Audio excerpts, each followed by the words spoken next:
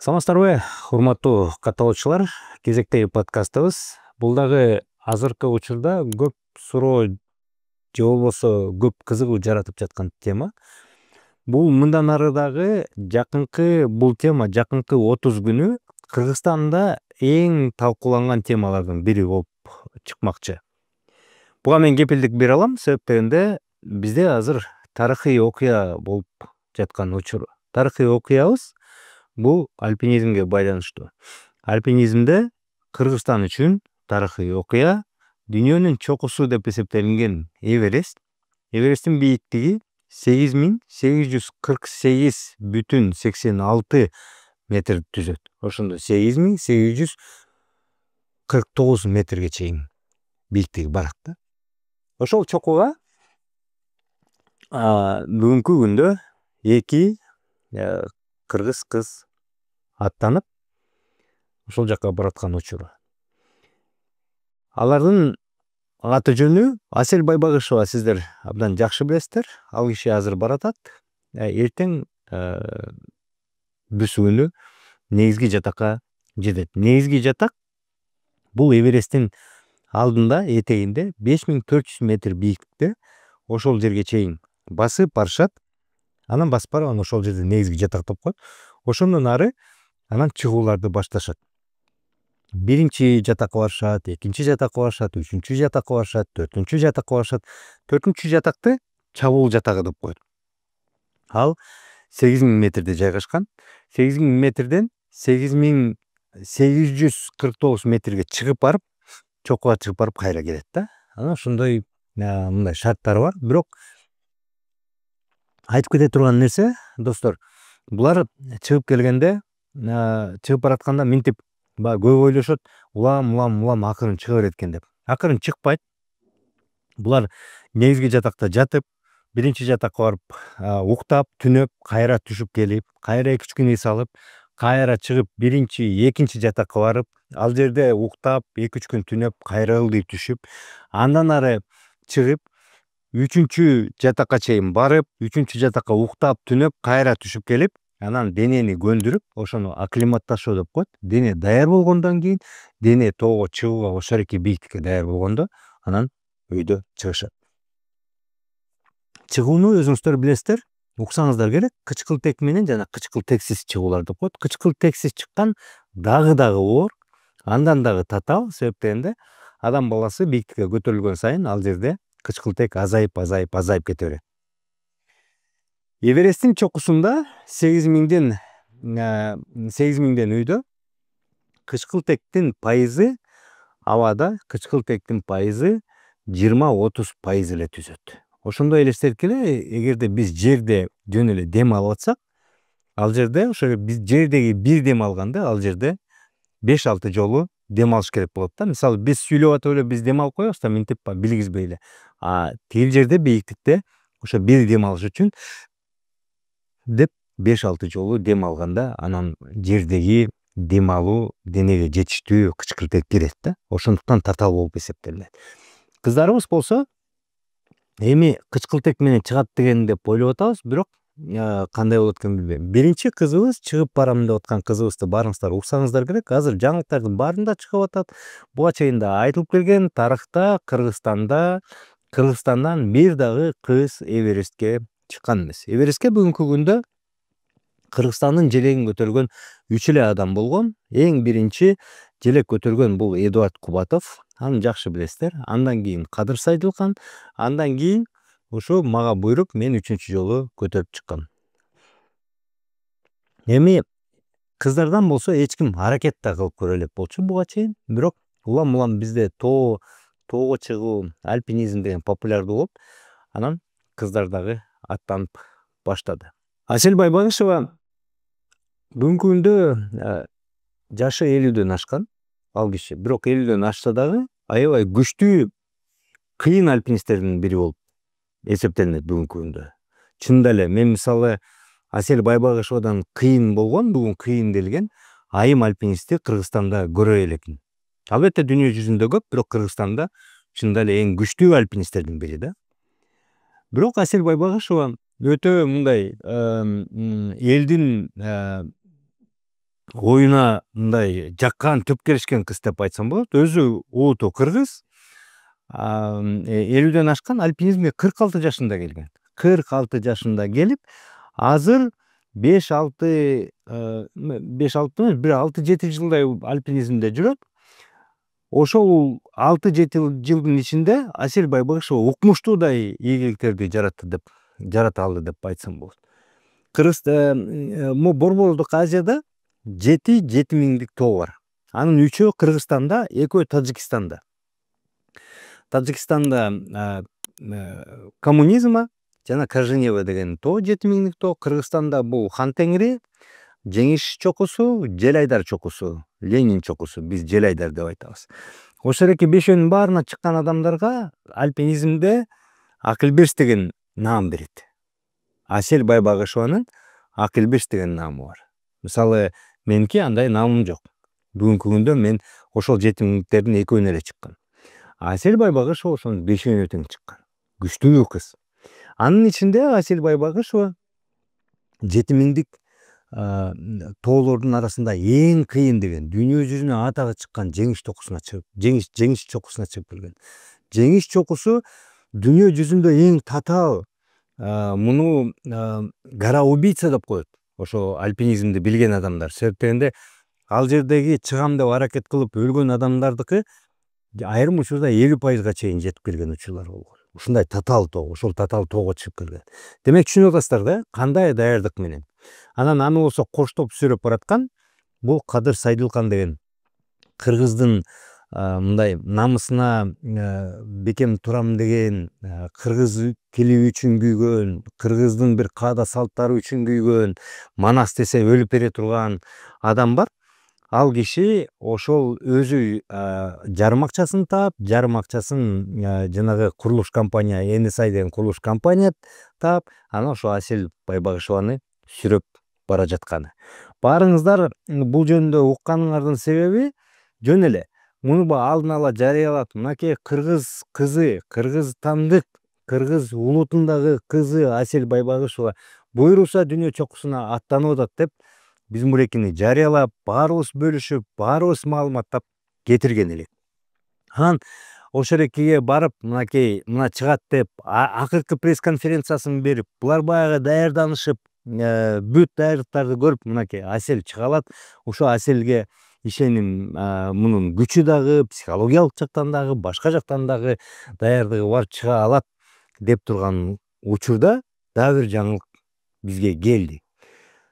Дагы бир Кыргызстандын кызы, көпчүлүккө белгилүү Рыскүл Акимжанова деген кыз эчтеке пресс-конференция кылбай эле, эч кимге эчтекени айтпай эле, акырын эле барып эле Непалга барып алып, алдын ала барып алып, Непалдан ары кетип, азыркы ушул эки видеону тартып аткан учурда негизги жатакка биринчи жетип, негизги жатакта азыр даярдыктарды көрүп, мен дүйнө чокусуна чыгам деп турган учурун, жаңылыкты угуп калдык да.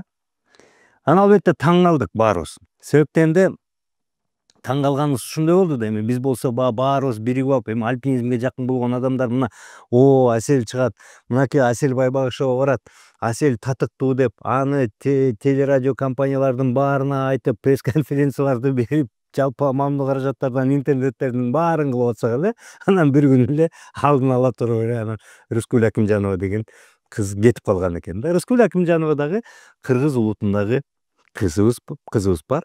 Ал дагы белгилүү кыздар, белгилүү болгондо эми ал киши блогер катары белгилүү, көбүңүздөр жакшы билесиздер, мында курч, орчундуу маселелерди чыгарып, курч жазат. Тили курч аябай.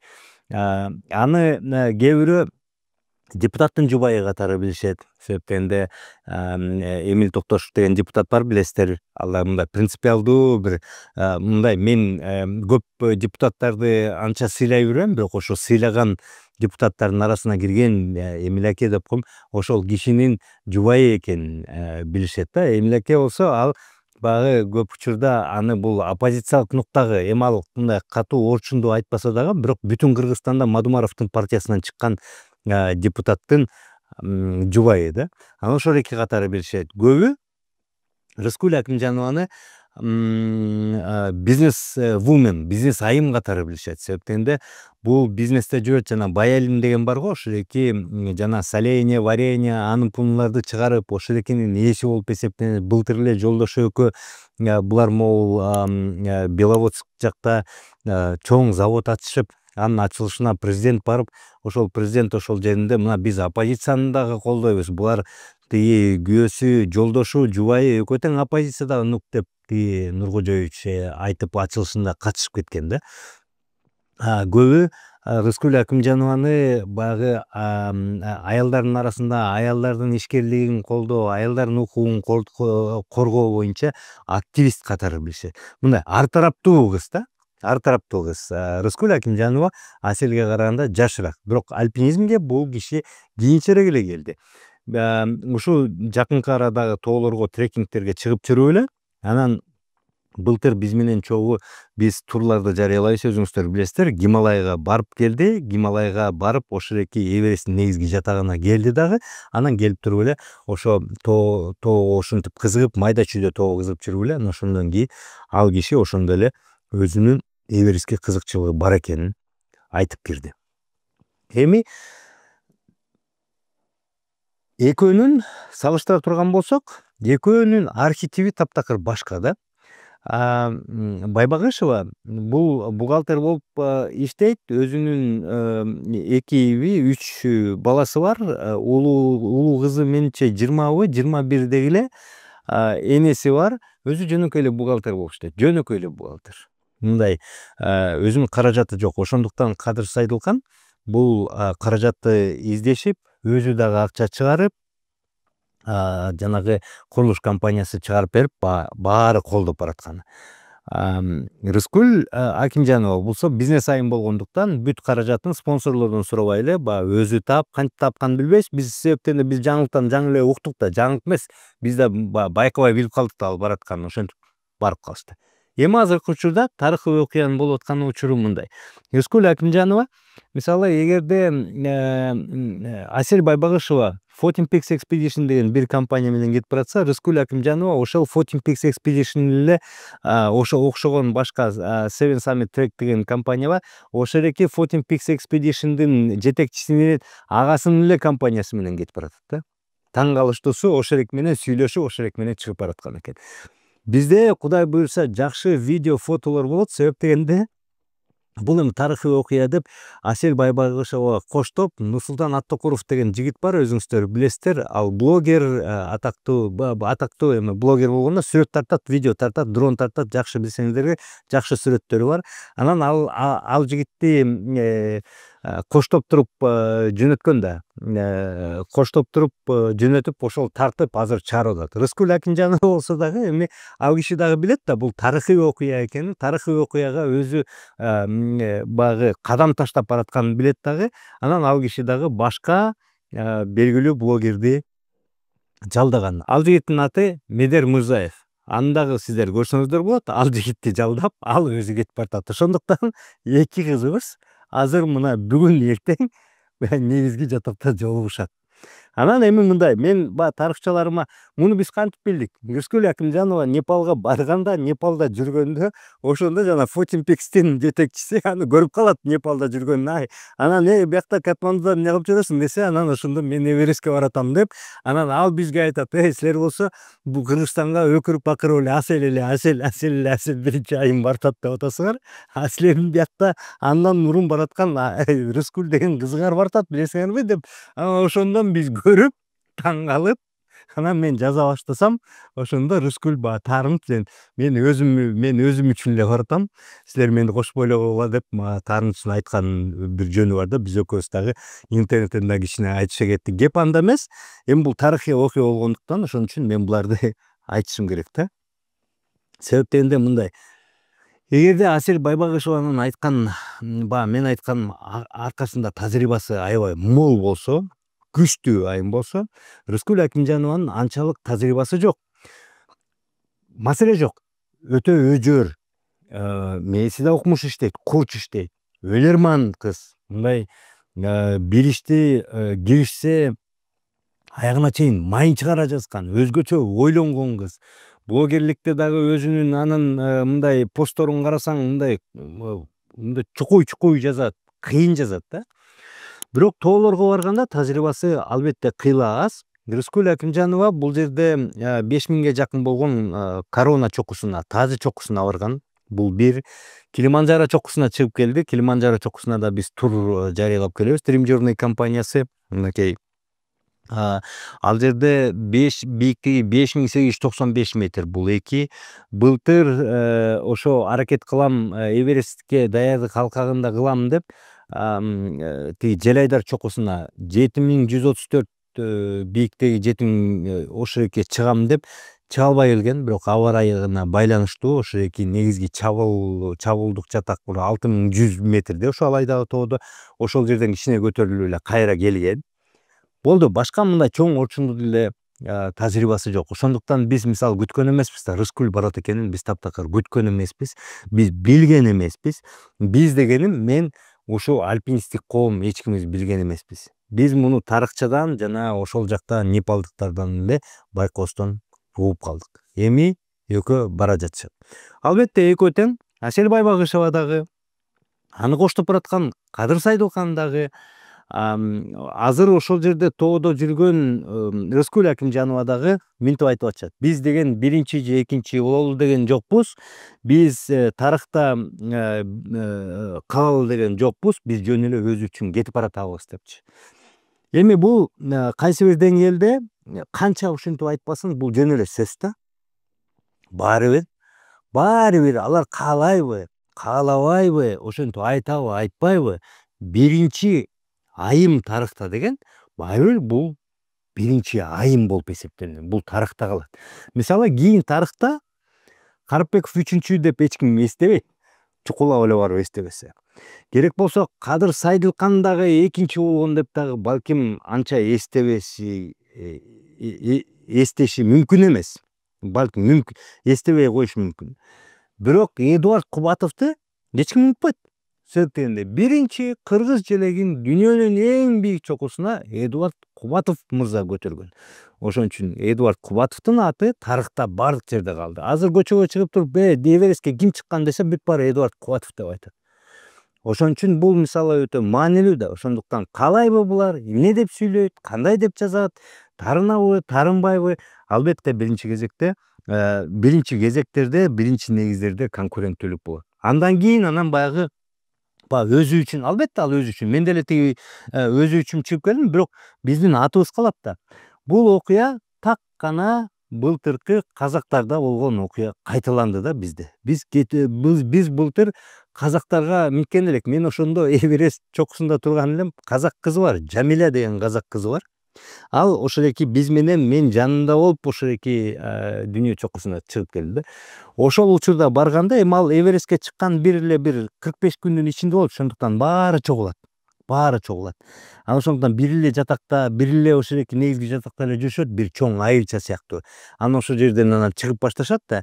Анан ошондо казак кызы Жамиля деген дагы биз менен жүрөт. Андан башка, ребята, у меня на груди это пик Манасло. Это 8163 метра. Эта футболка была изготовлена для первой исторической экспедиции в Гималайи кыргызских альпинистов. Я имел честь быть в составе них. И те дни в 2022 году, они останутся в моей памяти на всю жизнь, как огромное, яркое и, безусловно, для меня великое событие, которым я очень дорожу. И когда я каждый раз вижу горы, или каждый раз одевают футболку, или каждый раз при подобной ситуации я вспоминаю с большим счастьем, воодушевлением, что в моей жизни было такое огромное событие, которое каждый раз меня подогревает и дает мне энергию. И я вам предлагаю ощутить то же самое, такие же ощущения получить. Друзья, компания Dream Journey и мы объявляем очередной тур, на этот раз в Гималайи, до базового лагеря Эвереста. 5400 метров в высоту. По дороге в Эверест мы будем ходить, это 13 дней приключения. Каждый день мы будем ходить по 5-6 часов.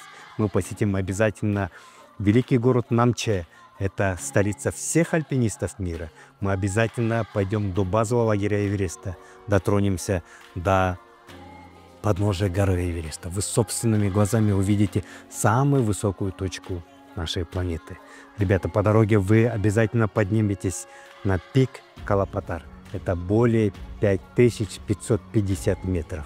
Вы обязательно увидите контрастный и колоритный город Катманду. Погуляете в Катманду, и вы окунетесь вообще в другой, совершенно другой мир. Мир добрых людей, красочных людей.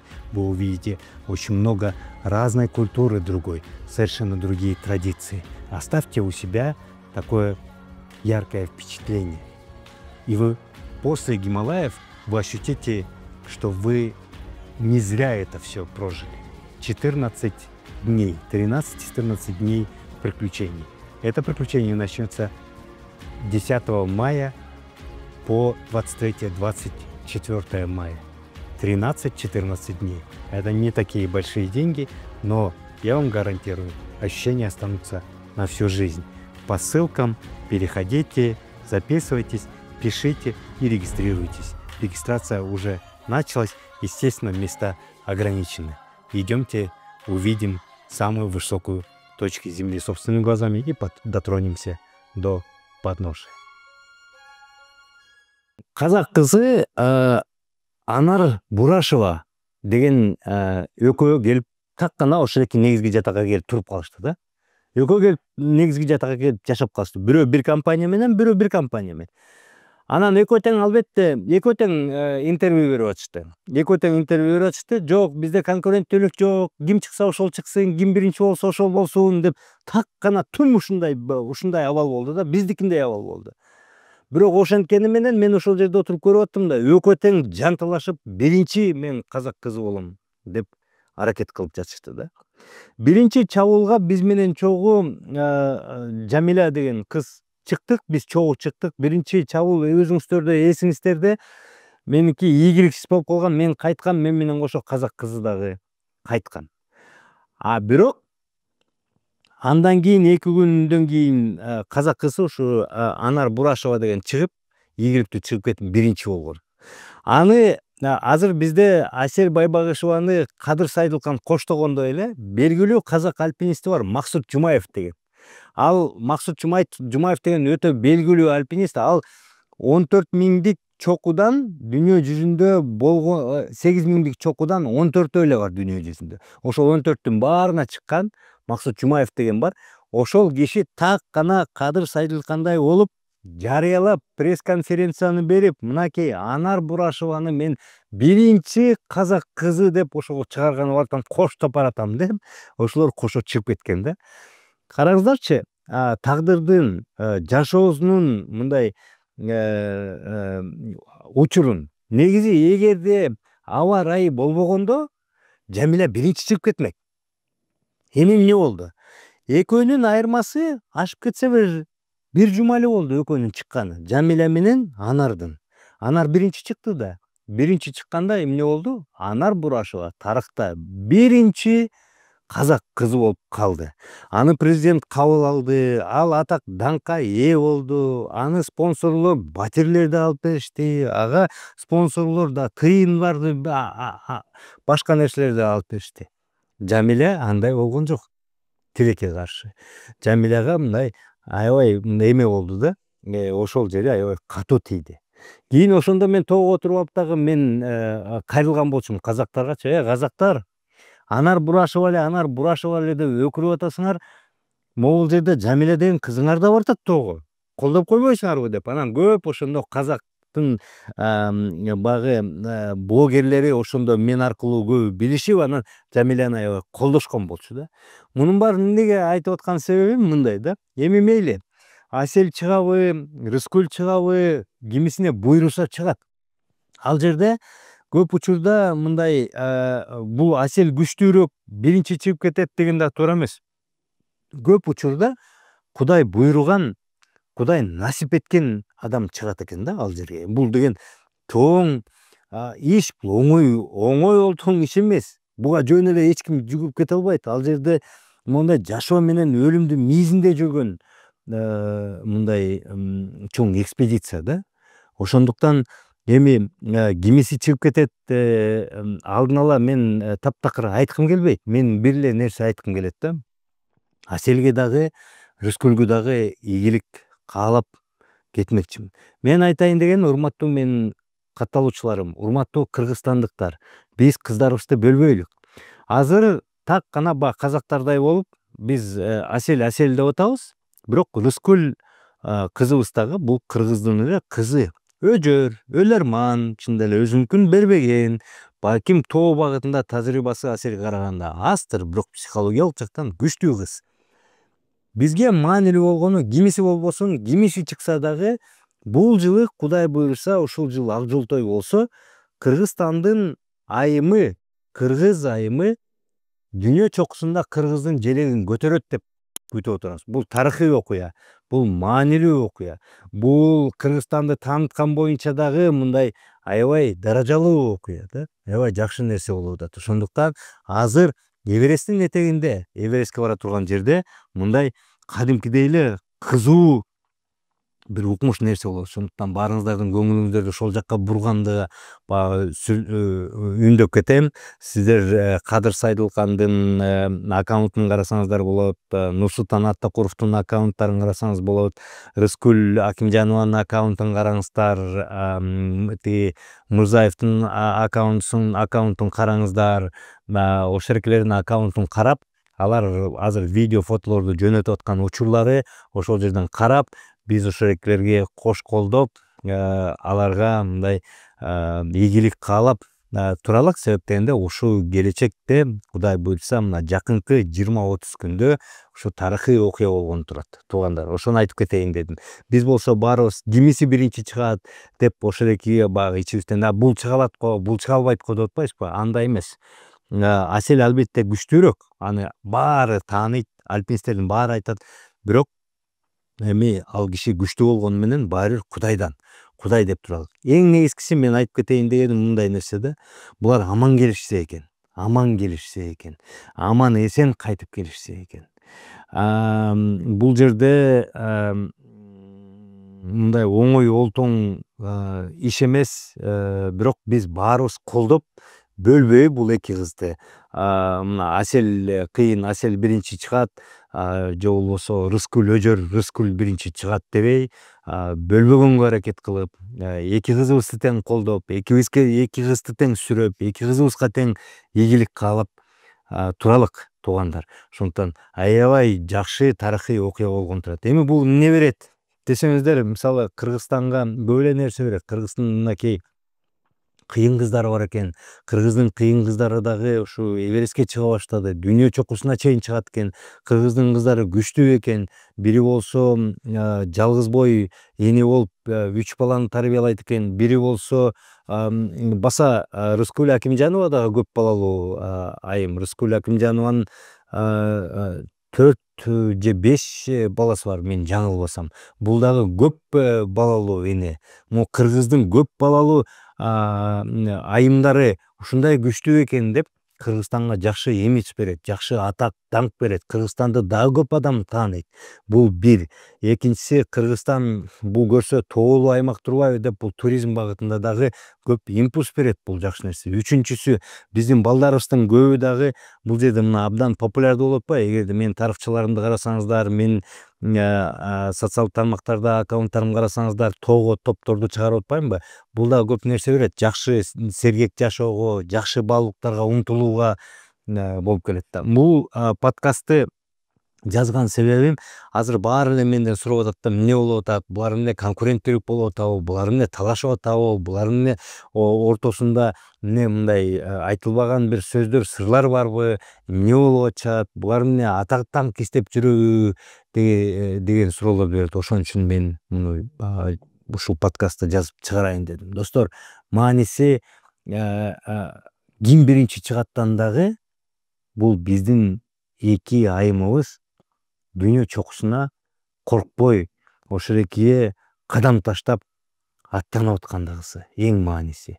Экинчиси, бул жылы ак жолтой болуп калса, кыргыздын айымдары экөө тең чыкса, кандай сон, бир жылда экөө тең чыкса. мен айтып кетчү нерсе, Казакстанда бизде альпинизм жана тоо кийин эле өнүгө баштады. Казакстанда себептен мурда мындай маани берилчү эмес, көп көңүл бурулчу эмес. Негизи чынында эле аны баса белгилеп айтыш керек. Эдуард мырза тоого чыгып, ошо Эверестке чыгып барып келгенде, анан көбүбүзгө мындай чынында эле эшик ачылгандай болуп кетти да. Биз деле чыга алып турбайбызбы деген чоң ишеним болуп кетти да. Себептен мурда бул альпинизм европалыктардын, орустардын бул жашоо образы, ошолордун бул спорту, ошол экилердин бул багыты деп эле биз келгенбиз да, биз маани бербей келгенбиз. Көрсө кыргыздар деле ошол экеге аралашып алек болуп чыга алат турбайбы, кыргыздар деле ийгиликтер жарата алат турбайбы деген ошо Эдуард мырзадан кеткен.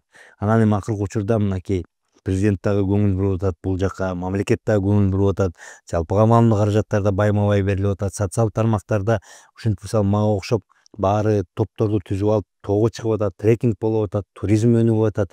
Кудай буйрса импульс аябай жакшы. Эки кызыбыз чыкса, бул дагы аябай жакшы импульс берет да. Чынында эле жакшы импульс берет. Ошондуктан маанилүүсү ушул. Бирок эң негизгиси биз Кудайдан тилегенибиз булар аман болсо экен.